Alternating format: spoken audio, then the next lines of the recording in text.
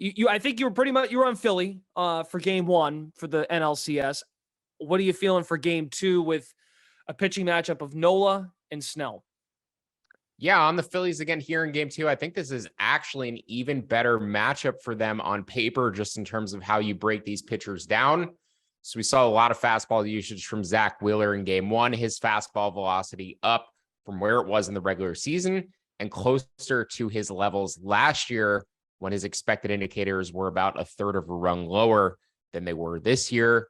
The Padres ranked 23rd against fastballs on a per pitch basis this season. He had a lot of success going to that fastball, and we're going to see the same thing from Aaron Nola in game 2. Nola's velocity also trending up late in the season, sat at 92.8 on his fastball this year. But in that clinching start against the Astros, he was at 93.8. And then in his 2 playoff starts thus far, 93.9 and 94.3. So his fastball velocity is peaking as well. And that extra tick of velocity for both Wheeler and Nola should make them even more effective than they were during the regular season. Nola also 5th in fastball value on a per pitch basis, 70% first pitch strike rate. That's second best in baseball, second lowest walk rate in baseball, and the 8th highest called strike rate. All of that going to work against the Padres offense, which swung less often than any other team after acquiring Juan Soto, Josh Bell, Brandon Drury at the trade deadline. So a very patient offense. Nola going to be aggressive with the fastball, getting ahead of hitters, and the Padres have struggled with fastballs this season. On the other side of the matchup, it's a difficult matchup for Blake Snell because he's facing an offense that was much better against lefties than they were against righties, particularly down the stretch, final couple months of the season. Once they had Bryce Harper, Gene Segura back in the fold, the Phillies had the 3rd best offense against left-handed pitching, much better than they were against righties. So a good matchup for the Phillies offense, a good matchup for Nola in terms of being able to get ahead of these Padres hitters who are going to look to be patient and take a lot of called strikes against him. So I projected the Phillies here as favorites in both halves. I like their first 5 line up to -110, projected that at -118. And I also like their full game line to about -101, projected that closer to -109.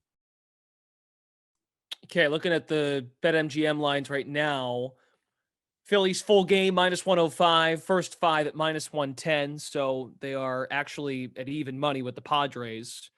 Same odds, that is, over at the first 5 line. And then Padres have a slight edge based on the odds. It's not by much, of course, for the full game. Colin Whitchurch, I feel like a lot of folks will just try to play narrative here as just the regular Joe Schmo that might be more interested this time of year because it's playoff baseball. But home team, down 1-0, hosting the NLCS for a game 2.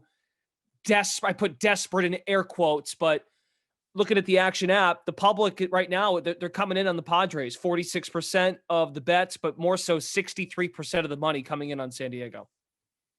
Yeah, I'm pretty tired of betting on the Phillies, to be honest. You heard me rant about them yesterday. And you did mention that yesterday. Phillies very much worth a listen, even though there's nothing actionable left on that show.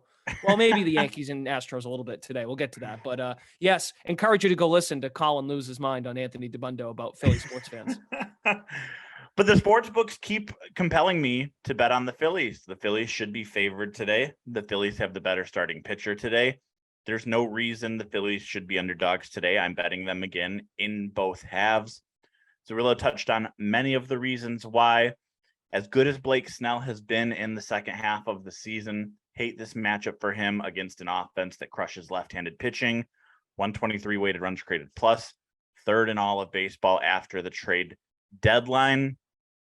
The concern for the Phillies, if you're going with the full game, is, as we've talked about all postseason long, the bullpen. But the bullpen has been good, and it continues to be good. They threw their 2 best relievers, arguably, last night in Sir Anthony Dominguez and Jose Alvarado. However, it was a very low pitch count for both of them. I would expect both to be available still tonight behind Nola. And Nola is going to basically replicate what we saw Zach Wheeler do last night.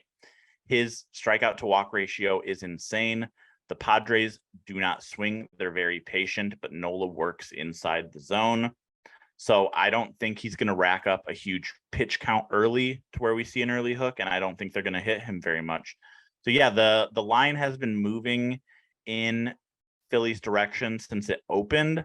You said -105 full game, -110 first 5 innings. That's probably where I would stop, because at beyond that, you're looking at Philly being outright favorites.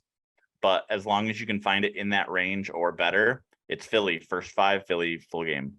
I should mention I like the over on Nola's strikeout total too. Not sure how you feel about that, Colin, but over 5.5. I got plus money sitting around -110 around the market. He's consistently gone over of late, averaging closer to 8 strikeouts in September. I mentioned that velocity going up, and he should be ahead of hitters pretty constantly. So not sure how you feel about that strikeout total. Yeah, 5.5 seems about right to me. I think I would go with the over there. I see MGM right now has the over at -110. I don't think I would bet it beyond that.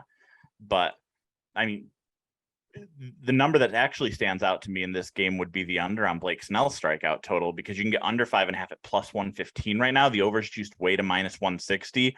But if Philly does what it has done against lefties all season long, it could be a short night for him. As good as Snell has been in the second half of the season, this could be a prime fade Snell opportunity under at +115. But yeah, over on Nola seems like the more logical bet for sure. Snell under seems like the riskier but potentially more profitable bet.